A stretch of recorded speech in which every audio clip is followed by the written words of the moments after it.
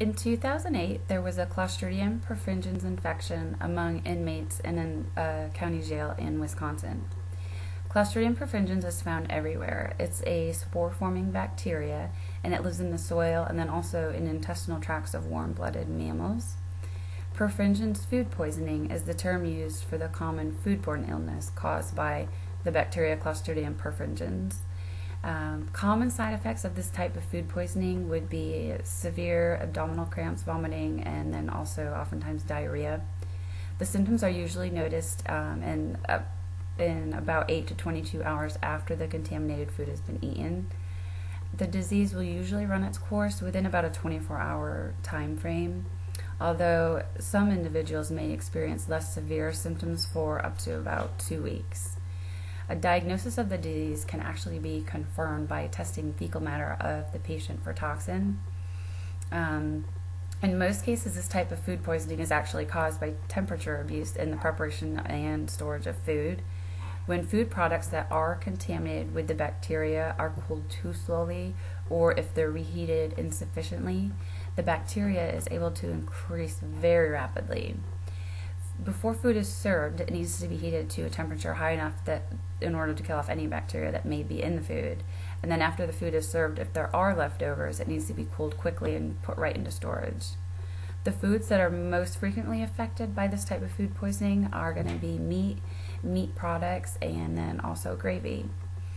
In 2008, the employees at this Wisconsin county jail were just doing an early morning routine inspection, and they came across over 100 inmates that just weren't feeling well. Their symptoms included diarrhea, vomiting, nausea. 7 of the affected inmates went to see the jail nurse, and then it was just jail protocol that the nurse was to contact the Wisconsin Public Health Department. The Wisconsin Division of Public Health suspected that there may be a foodborne outbreak at the jail, and they thought it was necessary to launch an investigation. They came up with a questionnaire for all the inmates to fill out. It was asking them about their symptoms and the time frame of when they were experiencing the symptoms. And then they also wanted each inmate to compile a food history of everything they had eaten over the past 24-hour period. After the questionnaires had been completed and they had been able to analyze the information, they actually found 194 probable cases of this food poisoning, and then they were actually able to confirm 6 cases of the perfringens food poisoning. After they analyzed the inmates' food history report, they were actually able to determine that the most common factor among the prisoners affected was a casserole that had been eaten at dinner the previous evening. The casserole had been made with ground beef, ground turkey, mixed frozen vegetables, and gravy. Clostridium perfringens were found in stool samples from inmates, and this would account for the 6 cases that were actually confirmed of the food poisoning. It was confirmed by finding the bacteria in their stool samples.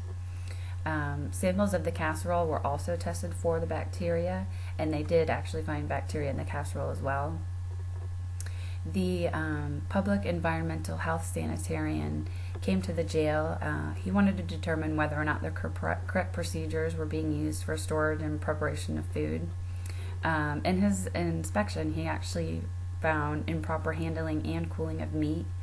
The sanitarian gave literature to the kitchen staff on procedures that are just really important to have implemented when you're serving food to such large numbers of people.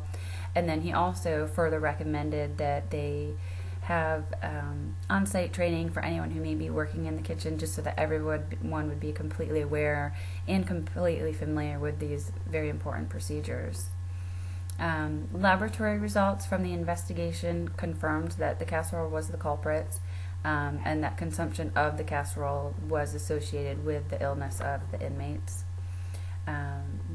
Also in the investigation, they tested the food and stool samples, which confirmed the presence of the bacteria. The casserole had been made by using reheating leftover food from previous meals, and then they also used food that was very close to the expiration date. The kitchen staff was not very good at recording the preparation of their food history, so it's really possible that the food had not been cooled or stored properly after using the previous meals. Foodborne outbreaks of Clostridium perfringens usually occur in settings where large quantities of food need to be prepared hours in advance of when it's actually going to be served.